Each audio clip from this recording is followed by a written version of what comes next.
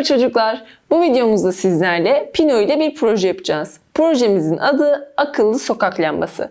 Projemizin amacı ise akşam karanlık olduğu zaman sokak lambalarımızın kendiliğinden yanması. Birisinin onu saate ayarlamasına gerek yok. Gelip birinin düğmelere basmasına gerek yok. Ortam karanlık olduğunda lambalarımız direkt yanacak ve bizler artık çok rahat bir şekilde yollarımızda yürüyebileceğiz. Peki bunun için gerekli malzemeler neler? Hemen bakalım.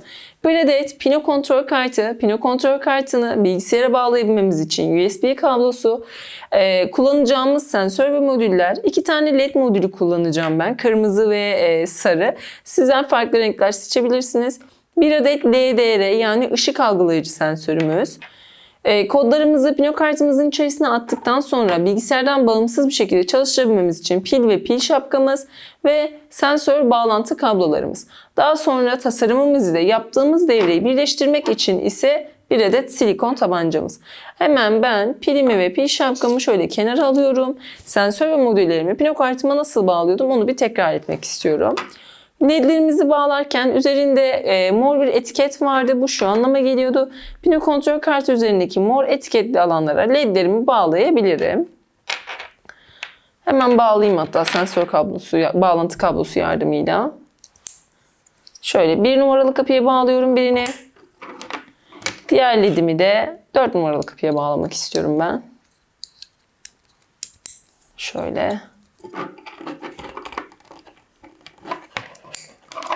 Ve bir adet ışık algılayıcı sensörüm vardı. Hemen bağlantı kablosu yardımıyla ışık algılayıcı sensörümü de bağlayacağım. Işık algılayıcı sensörümü nereye bağlıyorduk? Hemen hatırlayalım. Üzerinde kırmızı renkli bir etiket vardı. Bu bizim için şu anlama geliyordu. Pino kontrol kartı üzerindeki kırmızı kapıları bağlayabilirim. Yani 7, 8, 9, 10 numaralı kapılar benim ışık algılayıcı sensörüm için uygundur. Hemen 7 numaralı kapıyı seçiyorum kendime ve 7 numaralı kapıya ben sensörümü bağlıyorum. Harika. Artık Pino kontrol kartımı, bilgisayarımı birbirine bağlayabilirim. USB kablo yardımıyla bağlantımı oluşturacağım. Hemen bir ucunu bilgisayarıma, diğer ucunu Pino kontrol kartıma bağlıyorum. Evet, gayet güzel. Şimdi hemen bilgisayarımdan M-Block programını açıyorum.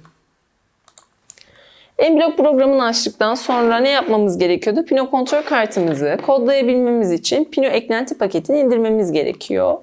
Uzantılara geldim. Uzantıları yönet dedim. Arama bölümüne Pino yazdım. Çıkan eklenti paketini indir diyorum. Ve indirme işlemi bittikten sonra çarpıya basarak kapatıyorum. Uzantılara geliyorum ve kontrol ediyorum. Pino seçili mi? Evet seçili ama Arduino da seçili. Arduino ile işlem yapmayacağım için Arduino'yu kaldırıyorum. Kartlara bakıyorum. Arduino Nano seçili mi? Evet seçili. Şimdi bağlanabilirim. Bağlan. Seri port ve çıkan COM değeri sizlerde COM3, COM5, COM10 gibi farklı değerler çıkabilir. Bu Pino kartınızın bağlı olduğu portun ismi. Artık bağlantımız oluştuktan sonra bir aygıt yazılım güncellemesi yapalım. Bağlan deyip aygıt yazılım güncellemesi yapıyorum. Bu işlemi şunun için yapıyoruz. Kartımız ile yazılım arasındaki haberleşmeyi sağlamak için aynı zamanda kartımız ile daha öncesinden bir proje yaptıysak bu projenin kodlarını silmek için yapıyoruz. Ya da birazdan tasarımımızı yapacağız. Belki çalışmayacak. Kodlarda ve bağlantısından emin olacağız ama çalışmayacak. O zaman yine aygıt yazılım güncellemesi yapmamızda fayda var. Evet, artık kartımız kodlanmaya hazır. İlk olarak biz ışık algılayıcı sensörümüzün değerlerini okuyalım. Bakalım şu anki ortamın değerlerini bize söylüyor mu? Değer okumasını nasıl yapıyorduk? Hemen robotlar bölümüne geliyorum. Buradan ışık algılama sensörümün kod bloğunu buluyorum. Hemen şurada çocuklar. Ve burada pin yani kapı kaç numaralı kapıya pine bağlıysa buradan onu seçmemiz gerekiyor. Kaç numaralı kapıya bağlıydı? 7. O zaman geliyorum buradan 7 numaralı kapıyı seçili hale getiriyorum. Eğer sizler 8, 9, 10'u bağladıysanız lütfen onu seçiniz. Ben 7'de bırakıyorum. Ekrandaki karakterimin bana sensörümün değerini sürekli söylemesini istediğim için ekrandaki karakterimi konuşturma kod bloğu yani merhaba de görünüm menüsündeki merhaba de kod bloğunu alıyorum. Işık algılama sensörümün kod bloğunu içerisine yerleştiriyorum. Ve bana değerleri sürekli söylemesini istediğim için sürekli tekrarla kod bloğunu kontrol menüsünden hemen aldım ve merhaba diye içine yerleştirdim. Bir olaya bağlı çalışmasını istediğim için olaylardan yeşil bayrağı aldım. Yeşil bayrağa bastığım zaman bana şu an 500 ile 600 arasında bir değer veriyor. Yani şu an ortamın ışığı, şiddeti 700 ile 500 arasında bir değer. Ben akşam karanlık olduğunu varsayıyorum. Ve benim değerim gördüğünüz gibi 30'lara indi. O zaman biz kodlarken ne yapacağız? Değerimiz bizim 100'den aşağıdaysa, yani karanlık oluyorsa benim 2 tane ledimin yanmasını isteyeceğim. Ama eğer aydınlıksa, gündüz vakti ise ışıklarımın sönmesini isteyeceğim. Harika, sensörümüz çalışıyor. Ledlerimizi zaten nasıl çalıştırmamız gerektiğini biliyorduk. Evet, şimdi ledlerimizi de bir kontrol edelim hemen. Şöyle led durumunu değiştir kod bloğunu alıyorum. Biri 1 numaraya bağlı. Diğeri 4 numaraya bağlı. 3 yaptım yanlışlıkla. İkisini de olaylardan boşluk tuşuna ya da yeşil bayrağa bastığım zaman iki ledimin de yanmasını istiyorum. Şu an ledlerim gördüğünüz gibi şöyle de göstereyim. Yanıyor. Gayet güzel. Hemen durduruyorum burayı. Hemen düşük yapayım. Sönsün. Bayrağa bastığım zaman ledlerim kapandı. Evet. Artık tasarımımı alayım. Bir bakayım tasarımımda neyi nereye yerleştireceğime karar vereyim. Ve sonrasında ise yerleştirme işlemimizi yapıp ve kodlarımızı yazalım. Şöyle bir tasarımım var. 4 numaralı ledim sönmedi. Tamam, şimdi söndü.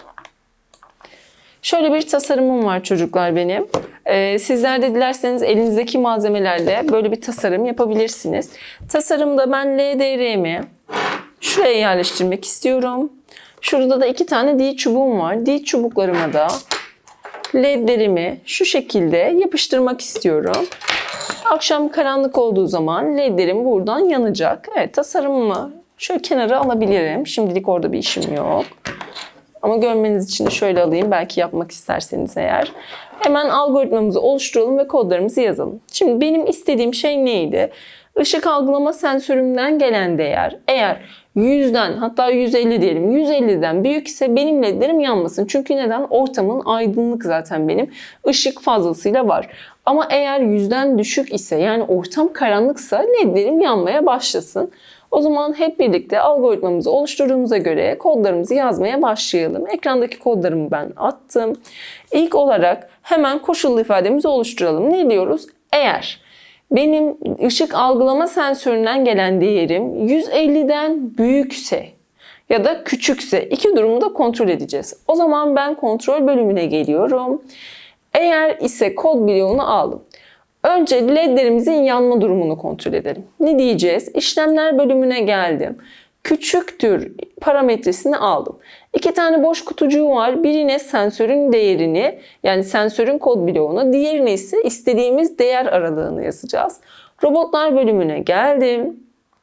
Işık algılama sensörünün kod bloğunu aldım. Kaç numaralı kapıya bağlıydı? 7 numaralı kapıya bağlı.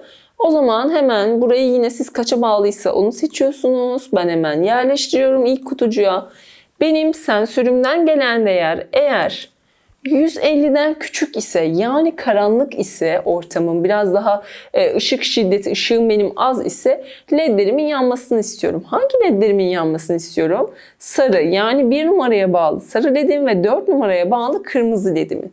O zaman geliyorum, led durumunu değiştir diyorum. Eğerin içerisine yerleştiriyorum. 1 numaralı ledim yansın, yani sarı. Ve bununla birlikte bir ledim daha yansın. Kaç numaralı ledim? 4 numaraya bağlı. Kırmızı ledim ne yapsın? Yansın. Harika. Eğer ışığımın şiddeti, yani ortamımın ışığı karanlık ise, 150'den küçük ise artık ışıklarım yanacak, yüksek olacak ledlerimin durumu. Ama eğer benim ortamımın ışığının değeri 150'den büyük ise, robotlara geldim gene. Işık sensörünün değerini aldım. Elimizde yazıyoruz. 150'den büyük ise, burada kaç numaralı kapıya bağlıysa onu seçmeyi unutmayın lütfen. LED durumunu değiştir. Bir numaralı ledimi ne yap? Kapat. Yani yüksek değil, düşük yap. Aynı şekilde 4 numaralı ledimi de ne yap? Düşük yap. Yani kapat. Peki bu işlemi bir kere mi yap? Hayır. Bu işlemi sürekli olarak kontrol et. Değerim 150'den büyük mü küçük mü? Büyükse ledlerimi kapat, küçükse yaz. Sürekli onu kontrol etmesini istiyorum. O yüzden kontrole geldim. Sürekli tekrarla kod bloğunu aldım ve yazdığım iki eğer kodunu da sürekli tekrarlanın içine yerleştirdim. Önce bir olaya bağlayalım, yeşil bayrak olayına. Kontrol edelim ve sonrasında kodlarımızı içine yükleyelim. Yeşil bayrağa tıkladım. LED'lerim şu anda yanıyor mu? Yanmıyor. Benim değerim neden? 150'den şu anda büyük. Ortam gayet aydınlık. Şöyle LED'lerimi de size karşısında göstermek istiyorum. Sensörümü kapatıyorum. Ve gördüğünüz gibi artık karanlık olduğu için LED'lerim yandı. Aydınlık ortama girdim. Yani ortamımın ışığının değeri arttı. LED'lerim kapandı. Şimdi artık durduruyorum ve kodlarımı Pino kontrol kartımın içine atıyorum. Bunun için sürekli tekrarla ile yeşil bayrağı birbirinden ayırdım. Yeşil bayrak kodunu buraya gönderdim. Robotlara geldim. Pino programını seçtim ve sürekli tekrarla ile birleştirdim. Sonrasında hemen Pino programına sağ tıkladım. Arduino'ya yükle dedim. Arduino'yu yükleniyorum. Buraya tıklıyorum bir kere daha ve yükleme işlemim başlıyor. Şu an kodlarım Pino kartımın içerisine yükleniyor. Ve yükleme bittikten sonra USB kablomuzu çıkartacağız. Pilimiz ve pil şapkamızı takıp bir kere daha deneyeceğiz. Yine çalışıyorsa artık tasarımımıza birleştireceğiz. Çok heyecanlıyım. Bakalım nasıl olacak. Yükleme bitti. Harika. Hemen USB kablomu artık çıkartıyorum. Şöyle kenara kaldırayım. Pilimi ve pil şapkamı takıyorum. Hemen güç girişi bölümüne takamadım. Hemen güç girişi bölümüne yerleştiriyorum. On off'tan on yapıyorum. Şöyle. Şu an ledlerim yanmıyor gördüğünüz gibi. Ortamı karanlık hale getirdim ve ledlerim yanmaya başladı. Ortamın ışığını tekrardan değiştiriyorum. Gördüğünüz gibi aydınlıkta yanmıyor. Harika. Hemen off'a geri getiriyorum ve artık sabitleme işlemine geçebilirim. Hemen geliyorum. İlk olarak ben LDR'mi yapıştırmak istiyorum. Şöyle silikon tabancası yardımı ile, silikon akmış biraz buralara.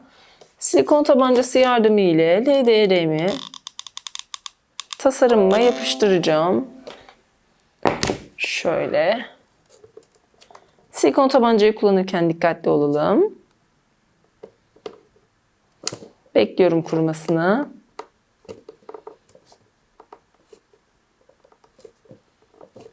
Harika. Biraz daha beklemek istiyorum ben. Şimdi ledlerimi yapıştıracağım. Şöyle içeriye mekanizmayı sokabiliriz.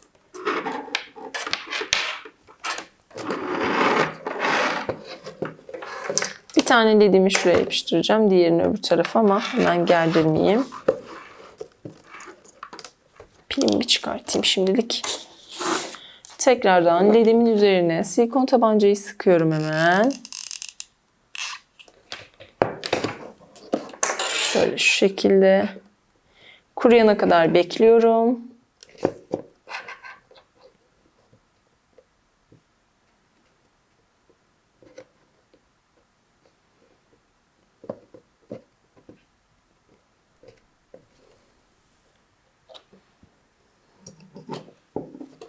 Hemen diğer ledimi de yapıştıracağım.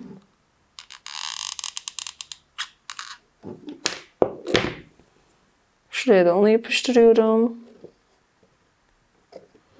Sizler eminim ki daha güzel, farklı tasarımlar yapacaksınız. Evet, onun da kurumasını bekliyorum. LED'imi istersem şöyle farklı bir yere de alabilirim. LDR'mi pardon. Biraz daha tasarımıma yakın olması adına. Bir çıkartayım hemen. Kurusun. Harika. Şimdi LDR'imi yapıştırabilirim. Şöyle.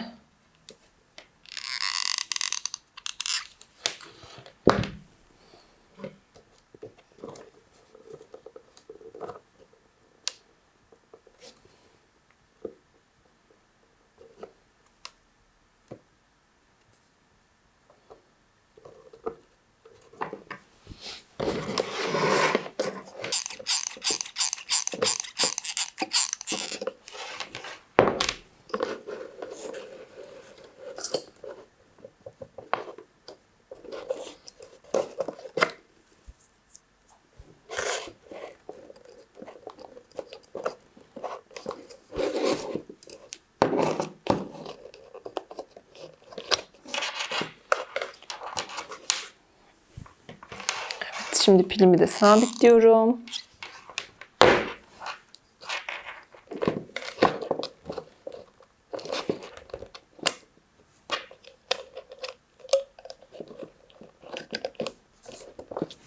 On-off bölümünden 10 yapıyorum.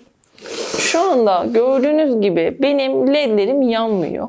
Çünkü ortamımın ışığı şu anda gayet ideal, yani ışık var, aydınlık bir ortamdayım. Hemen ledlerimin yanması için ortamı karanlık hale getiriyorum ve ledlerim yandı. Elimi çekiyorum, aydınlık bir ortam, ledlerim söndü. Karanlık bir ortam, ledlerim yandı. Evet, sizler de elinizdeki malzemelerle böyle bir tasarım oluşturabilirsiniz. Daha sonra pino kontrol kartınızı, ledlerinizi ve ışık algılayıcı sensörünüzü alarak bu devreyi oluşturabilirsiniz. İyi çalışmalar diliyorum.